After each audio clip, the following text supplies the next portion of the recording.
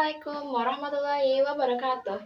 Perkenalkan, nama saya Bunga Delisa dari kelas 10 4 ingin membacakan soal dan jawaban dari tugas ekonomi.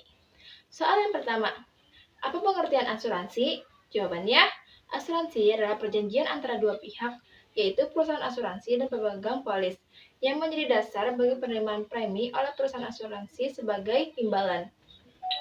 Soal yang kedua, apakah barang expired bisa diasuransikan dan apa alasannya?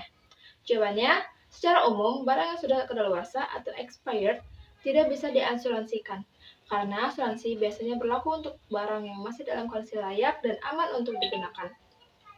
Soal yang ketiga, mengapa perusahaan asuransi tidak merugi? Jawabannya, perusahaan asuransi pada prinsipnya tidak merugikan.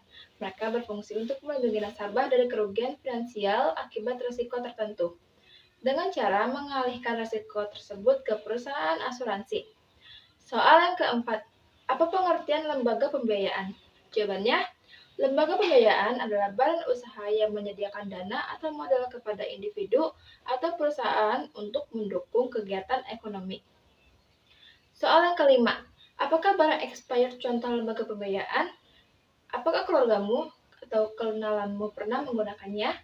Jawabannya, barang expired yang artinya barang yang telah melewati batas waktu penggunaan atau konsumsi yang disarankan, umumnya tidak bisa dijadikan jaminan untuk kredit gadai di lembaga pembiayaan. Hal ini karena barang expired biasanya sudah tidak memiliki nilai atau manfaat yang sama dengan barang yang masih dalam kondisi baik. Dan keluarga atau kenalan saya tidak pernah menggunakannya. Soal yang keenam, apa pengertian pegadaian? Jawabannya, menurut OJK, yang dimaksud dengan gadai adalah hak tanggungan atas barang bergerak. Barang jaminan harus lepas dari kekuasaan debitur. Soal yang ketujuh, apakah barang expired yang dimaksud dengan barang bergerak? Jawabannya, ya, barang expired termasuk dalam kategori barang bergerak. Barang bergerak adalah benda yang dapat dipindahkan dari satu tempat ke tempat lainnya.